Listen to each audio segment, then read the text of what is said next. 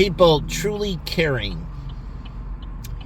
Like my brother, when he was sick and I found out, I was on the plane. But let's go back to when he originally got tuberculosis.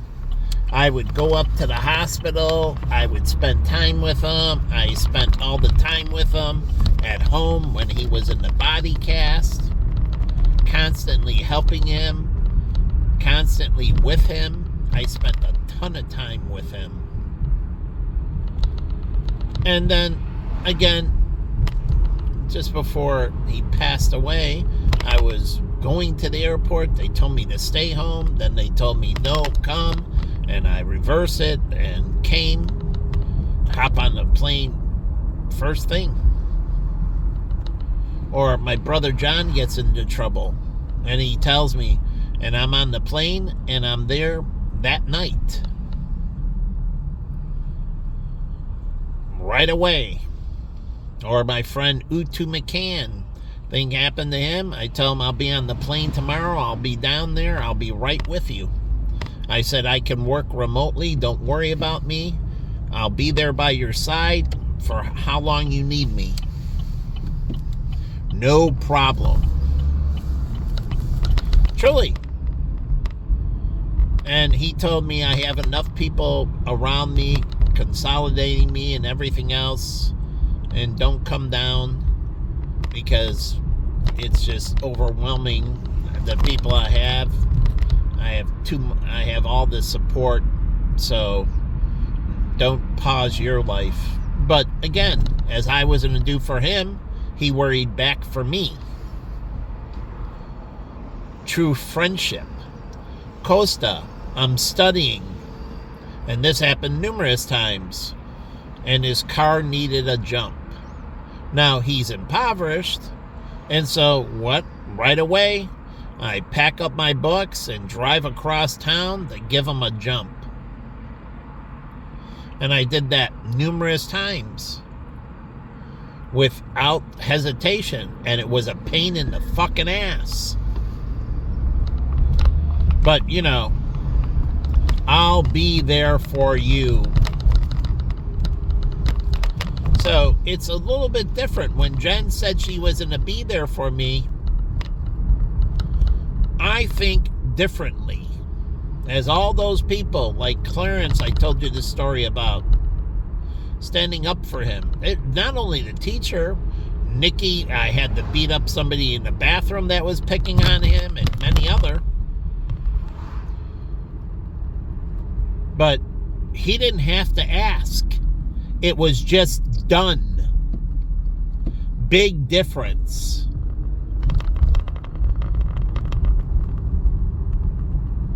If you gotta ask, then I wonder if you're truly a friend.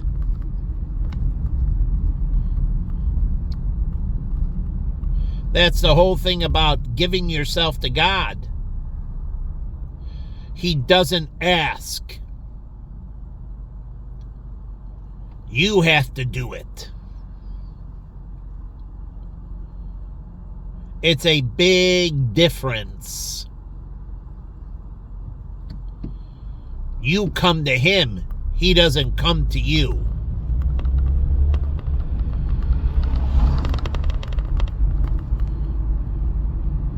So it's a big difference. As I told you, I gave myself to him at 3 and again at 6 and throughout my life. He didn't have to ask.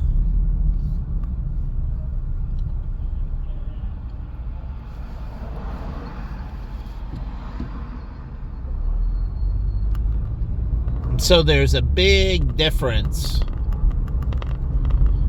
And me and Corey, that's one thing we used to talk about, how to value friendship, where you really have a friend. And we even talked about monetarily, that if you have $1 million and you give me $100, there's no value in that $100. Meaning you gave me 100, but You didn't feel any pain in that offering. And I'm not saying you should take more, but the whole point is, how are you willing to sacrifice?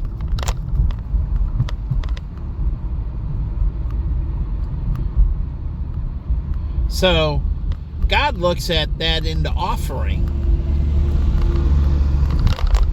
Like Simon, he used to give a large amount, and Jimmy used to give a large amount to the church. And that was significant. That was truly diminishing their life. There was pain in the offering.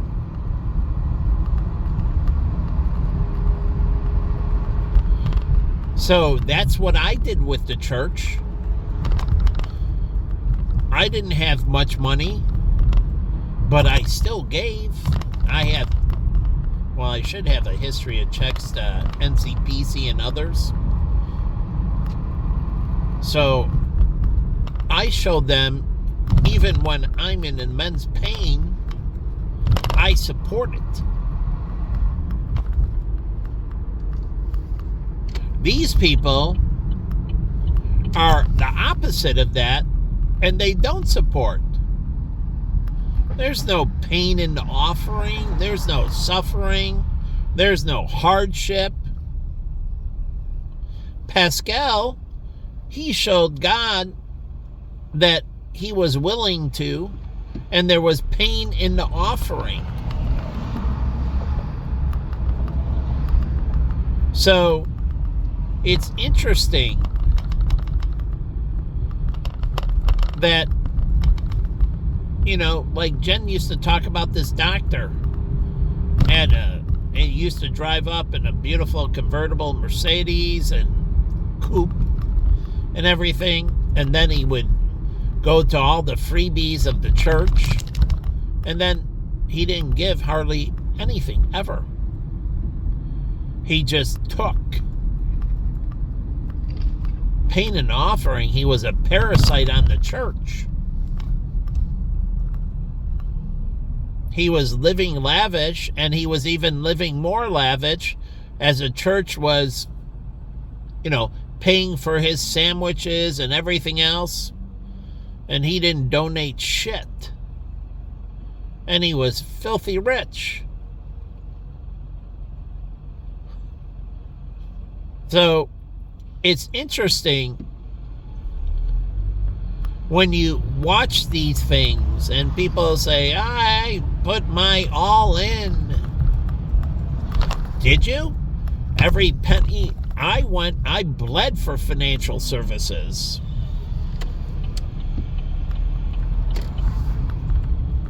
So wherever I did, whether playing football and that, I sacrificed greatly.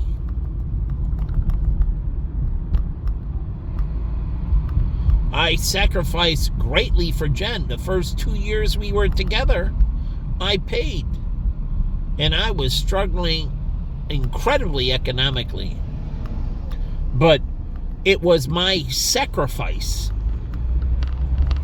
And so she didn't, understand how much I was willing to sacrifice, how much I went through to bring her this goodness, how much I put on the fucking line.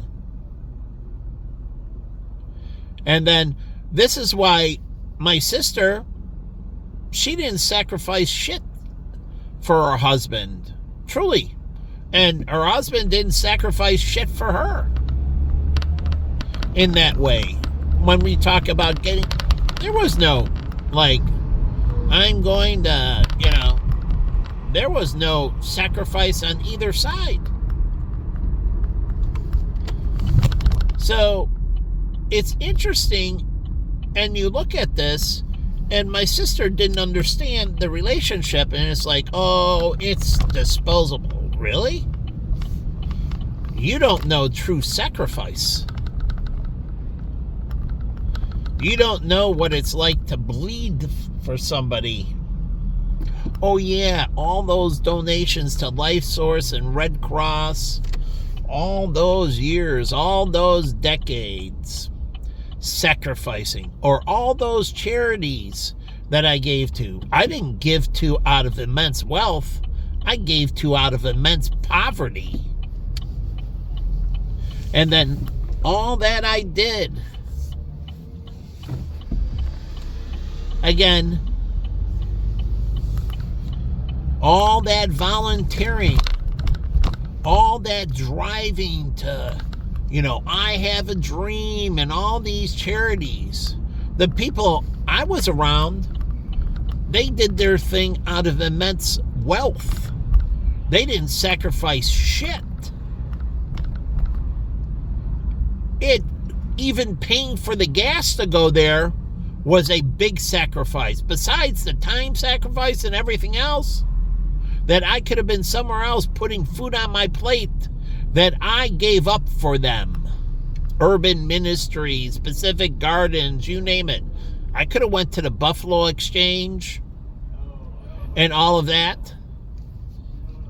But instead, I sacrificed for them. I bled. I'll be back. So it's interesting when these people talk about sacrifice. And this is why it was easy for Jen to walk away from me in comparison. Truly, it was easy for her to walk away in comparison. Because she didn't sacrifice like I did for the relationship. So to her, there wasn't immense skin in the game. We call it sweat equity. Putting your life on the line like Chris Kyle. Or how about Pat Tillman giving up the NFL contract, going into incredible, and he ended up dying. But his family, he sacrificed greatly for this country. They put their ass on the line, put themselves in the heart of the battle, and sacrificed immensely. So, what the fuck are these people truly sacrificing? Like the fucking bum on the street. He did it to himself. And then he has his hand out and he's begging. What the fuck have you sacrificed? Truly. Because that isn't sacrificing when you fuck your own life up. That's not sacrificing. So make no mistake. When you fuck up your own life and go to prison, you're not sacrificing anything. So when you're the fucking bum on the street and you fucked everything up, and then you have your hand out, I'm going to burn you. Meaning, when you die, I'm going to fry you, piece of fucking shit. Not only are you refusing to repent, but you have the fucking balls to have your hand out. And so this is a different perspective where my friends, like I've been without my legs and had to fucking crawl, army crawl with the elbows to the toilet, pick myself up, and then army crawl back to the couch and put myself back on the couch. My brother wasn't there for me, carrying me to the bathroom or helping me. This is when we were on Orleans. It was from great dehydration.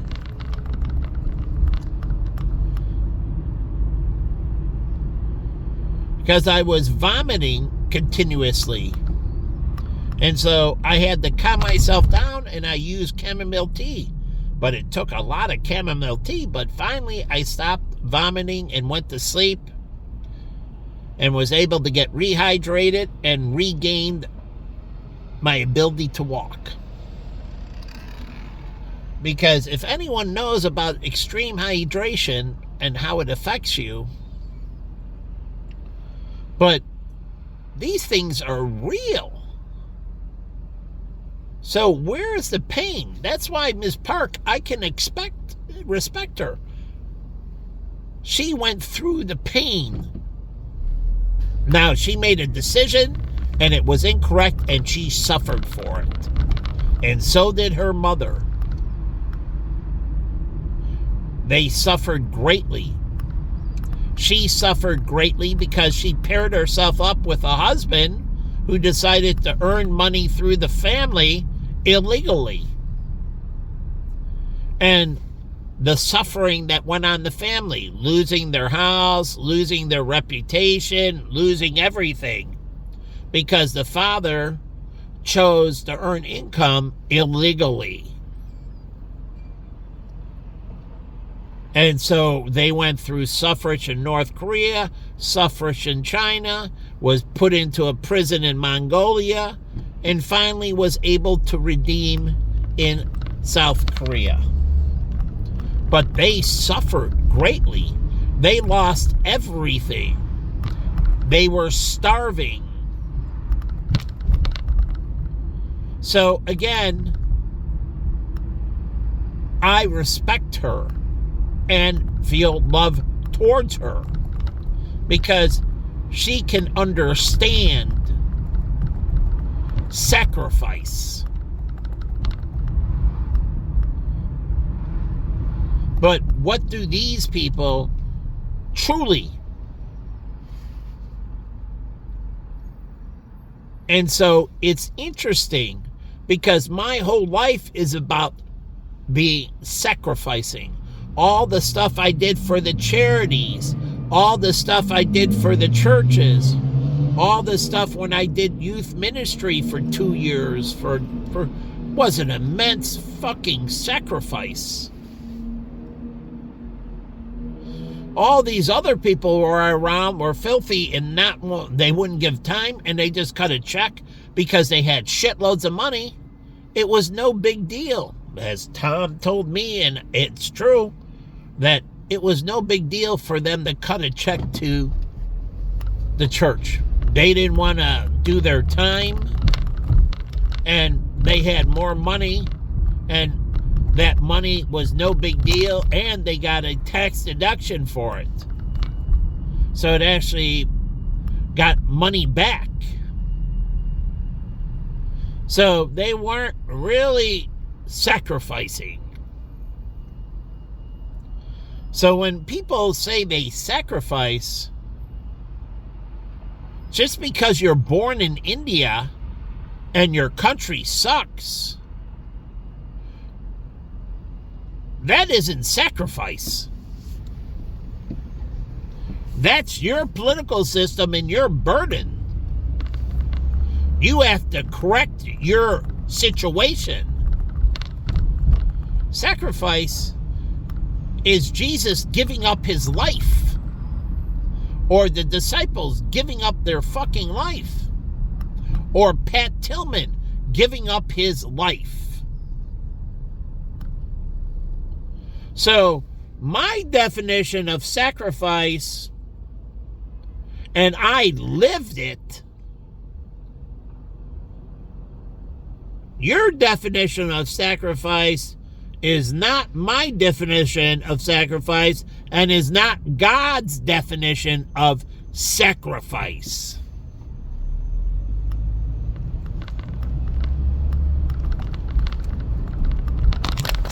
So, all these people, I earned their respect because when they understood the sacrifice, they had great respect for me. That's why one friends with Mark Lavelle and many others who work for, and when I asked for something, they just did it. But they could differ between somebody who was worthy and somebody who was a pretender. And that's why I hate fucking liars. What sacrifice did they do?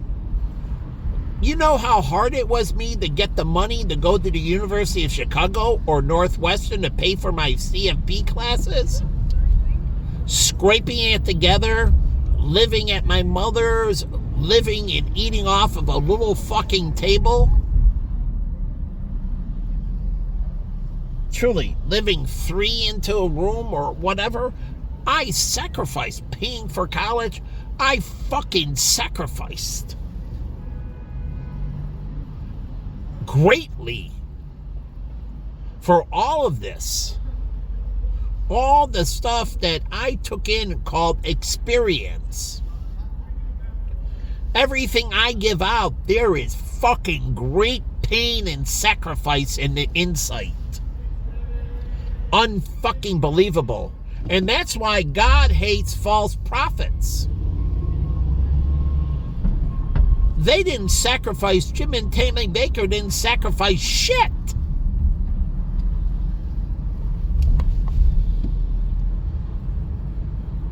And they were false prophets. So these people that put their name on it and haven't done the fucking hard fucking work, I hate their fucking guts. And I curse their very existence. And may they fucking burn. So I sacrifice greatly to be in the financial service business, to try to build my business greatly. David went through, he lost his bank and everything else. And had to sacrifice. Not as greatly, but still he understood sacrifice. And he grew up immensely poor. And scraping together to get his college education and everything else. Sacrificing. But all these motherfuckers, you just give it to them. And I hate your fucking guts.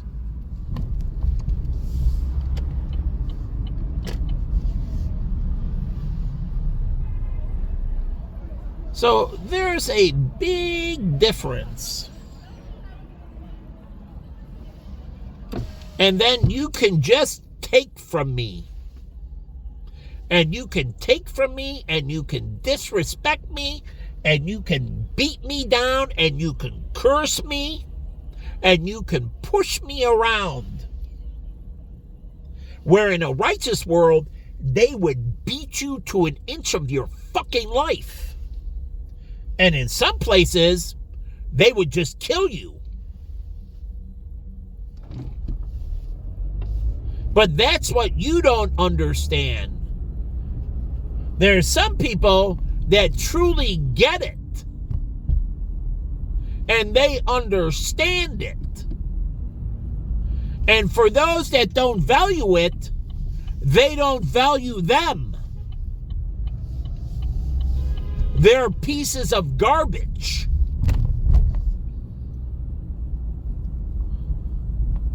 So there's a big difference. And that's why the Bible says you have to earn it. A fair day's pay for a fair day's labor. You got to fucking earn it. Nothing given, everything fucking earned. It's like the guy at Charlie Trothers I told you about. The homeless guy. And Charlie made him a proposition. If you're willing to do the hard fucking work, I'll give you an opportunity. You know, the movie, The Pursuit of Happiness? If you're willing to do the hard work, I don't guarantee you anything, but I'll give you an opportunity. And if you work hard and are diligent, it will pay off. And so what did he do? He came in and worked incredibly hard. That's what the guy who created Paul Mitchell did. Or you look at the singer Jewel going all over the place with her father in Alaska. And do you know all those places freezing, getting to them from one place to another to put on the performances? And then she was in a downturn and lived out of her car with her mother in San Diego and pulled herself up. But she bled to move up the food chain. She had to do the hard work and take the lumps. Now everybody wants it. They just want to be recognized. Like, you're the kid of Bill Gates. I don't give a fuck if you're the kid of Bill Gates. You have no respect in my book. And I used to tell this to my rich friends. I don't give a fuck what you have. You're not your old man. I have respect for your father. I don't have shit for you. You got to prove to me what you can do. So other people are like, oh, this is great, everything else. No. I don't have any respect for you.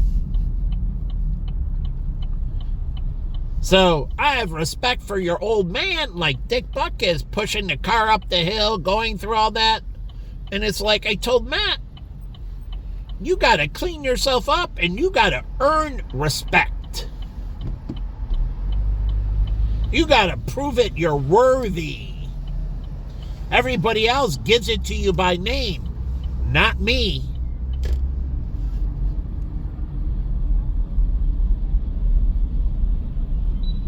So this is what parents should teach their children. You're entitled to shit. I give you an opportunity. All these kids think, I deserve this. And you should tell them, you deserve nothing. You have an opportunity and you earn what you keep.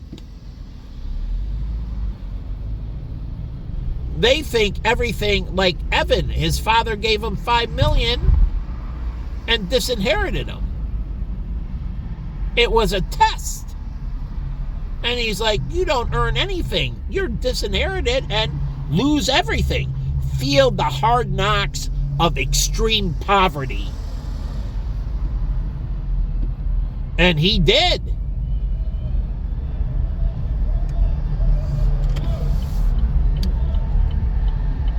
So, but the funny thing is, it would have been better if his father would have informed them of that in the beginning. That this shit isn't yours. You've earned nothing. You have to prove you're worthy.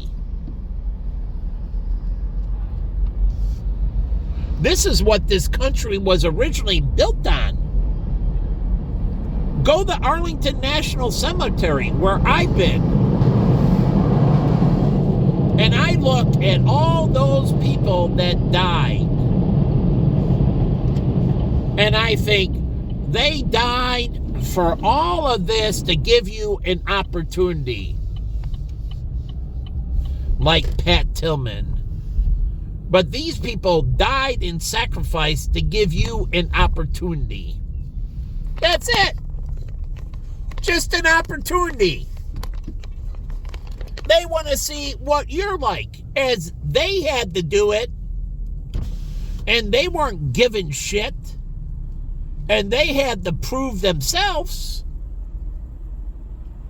where you expect it should just be given to you, and you don't have to do anything. I should just turn it over to you, and just give it to you, and then what about all my fucking blood, sweat, and tears?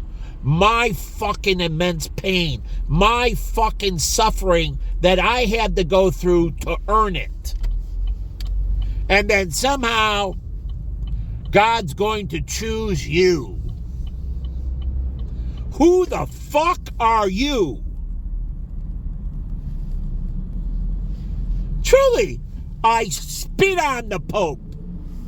I spit on the bishops. Fuck them. Who the fuck are you to tell me, you piece of living fucking filth, and then you're going to tell me, you snot-nosed little fucking punk, and you're going to tell me how it should be? And opinions are like assholes. Everybody has one, but it doesn't mean it matters. But somehow, because of YouTube and TikTok and everything else, now everybody's opinion matters.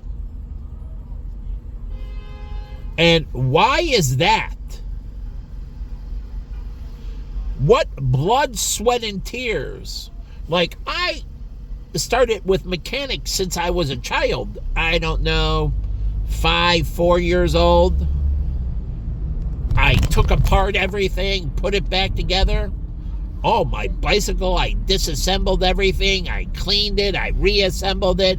I changed the tension on the spokes because, you know, you can turn that little thing. It has little screws, and you turn it, and you can change the tension. And then you feel how the tension, which is the rim of the car, how it interacts with the tire. So there's a certain stiffness to the metal that goes with the pliability of the tire. But when you do it, you start understanding, because I had to ride the bike and how it took bumps. This is shit earned. Just as I squeezed the brakes and flew over the fucking handlebars and understood the dynamics of braking, I risked my fucking life. Truly. Repeatedly flying over the fucking handlebars. And I had to learn how to crash properly when I flew. Oh, this is at Patrick Henry. Racing and then slamming on and flying over the fucking handlebars. I used to crash my ATV on purpose, learning how to roll and move away from the vehicle. But also, I was at great jeopardy picking up those skills. So, I don't get it. And I'm supposed to just give you something that you can be in my fucking presence, that somehow you deserve to be next to me?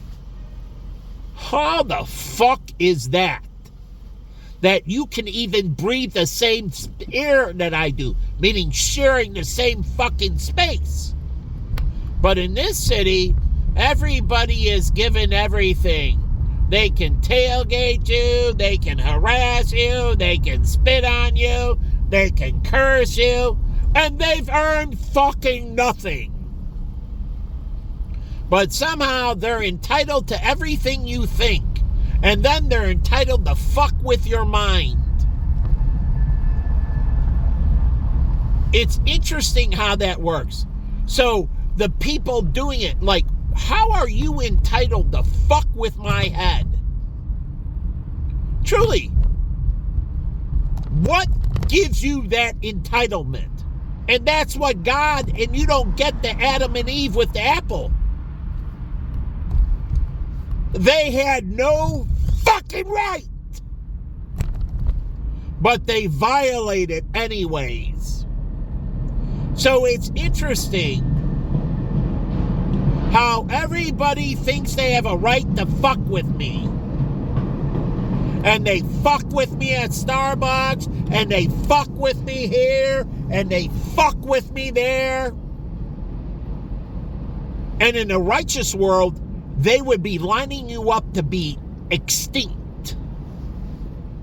They would be doing casino on you with the baseball bats. Tough guy they would break you up like a motherfucker. But none of these people have earned it. Guns to their head, guns pointed at them, knives, people trying to fucking kill you. And you have to be there. And you survived because you trained yourself. I went to boxing on my own, and I did wrestling and all kinds of stuff, training myself and going through this. And lots of pain in the fucking offering. Lots of taking punches and blows and you name it. So how many of these people box and go in the ring and get their fucking head lit up and their body in that? Truly. That's besides the street fighting. And somehow they just deserve it. That somehow it should just be given to them. It's like this country. What the fuck have you done for me that you want from me, but you don't do shit for me, and you allow your people to terrorize me on a fucking daily basis, tailgating me, disrespecting me, cursing my very existence, and then somehow you want to receive from me as a nation. The only thing you're eventually going to receive is my fucking boot up your fucking ass. But the funny thing is, all these people think they're given, like the United Nations. It's just ours, or India, or China. We should just have it. What the fuck? You don't understand when God says you have to pay me.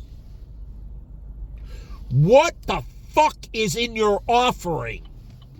You're like, no, it should be just given to us because we're starving. I didn't make you starving, did I? Your leadership made you starving. The people you chose to follow starved you. Your stupidity starved you. That isn't my fault. That's your fault. So you can't take from me. But somehow you think you have the right. Because as God sees it, fuck you. You don't have right to shit. And that's the point of the apple. And God got rid of the motherfuckers, then eventually killed them. And Adam and Eve are burning in hell. Just to let you know, Adam and Eve were condemned. They burn in hell like Cain. They burn in hell. So not only were they discarded, upon their death, they went to eternal damnation. They had no fucking right. But somehow, you believe you have a right.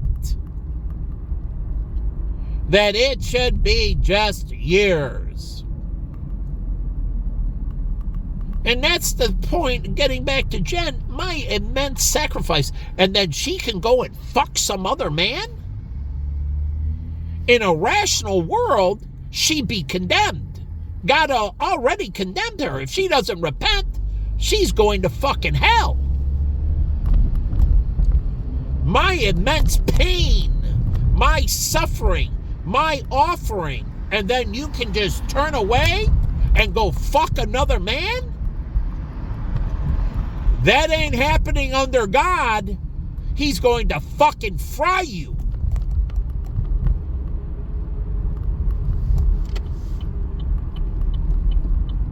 So you don't understand things. And I'm trying to spell it out how it truly is. Unlike your false prophets that think, oh, it's okay, don't worry about it.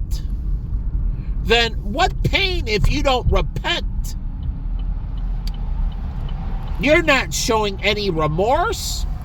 You're not showing any regret. It's all forgiven. The cheap grace.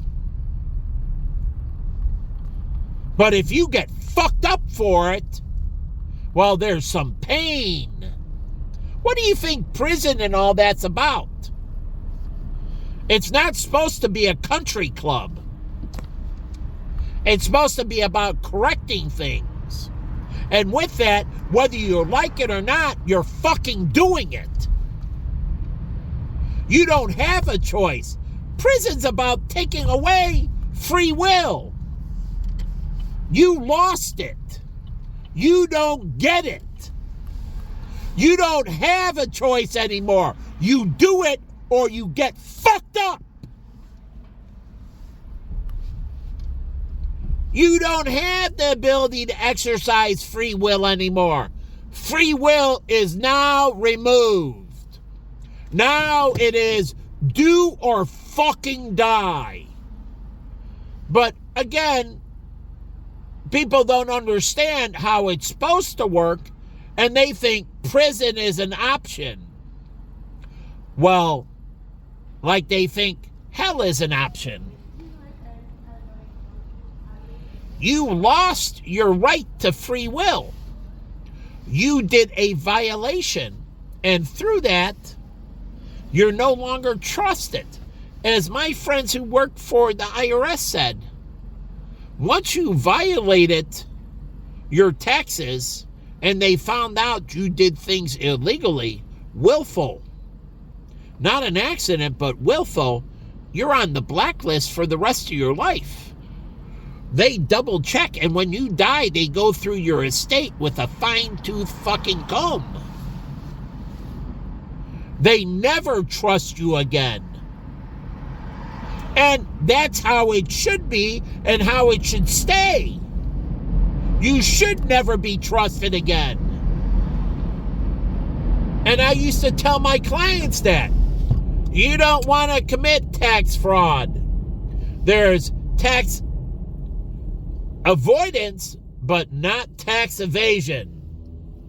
And we have many vehicles for tax avoidance and tax timing. But we don't do shit illegal. Big difference.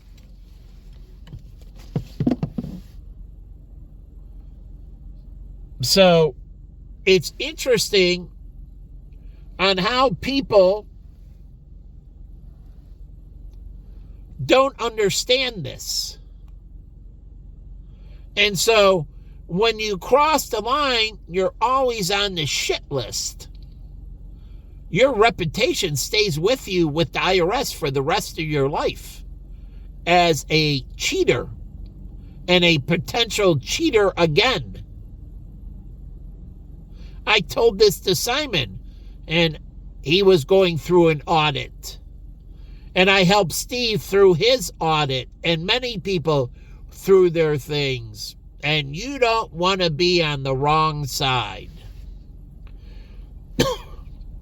But somehow we give grace, and they're automatically forgiven. And it's no big deal. We sealed the record and bull fucking shit. I don't like sealing juvenile records.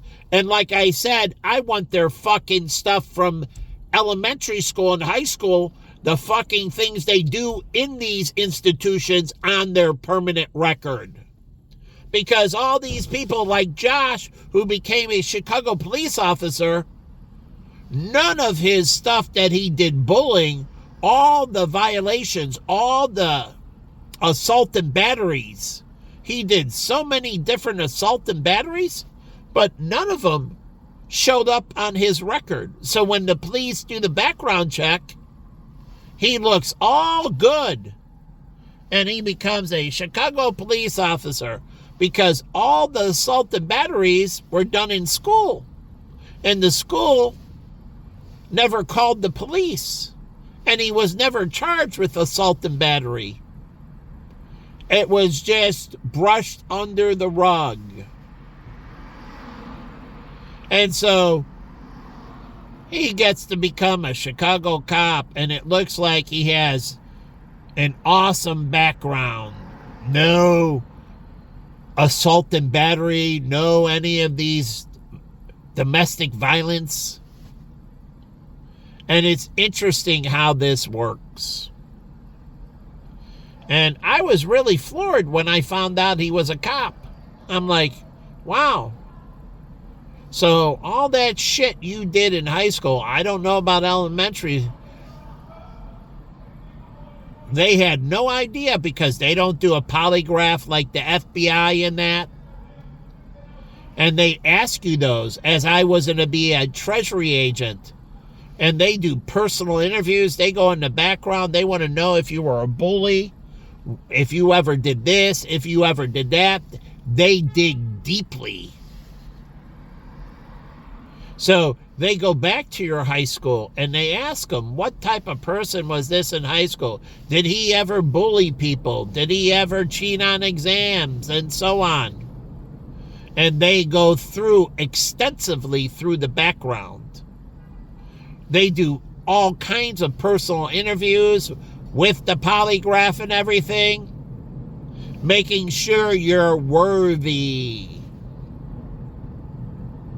And then if you fuck up when you're in, you're excommunicated right away.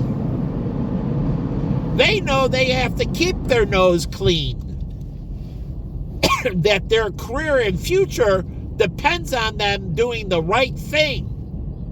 So they get in, but they don't stay in if they do something wrong.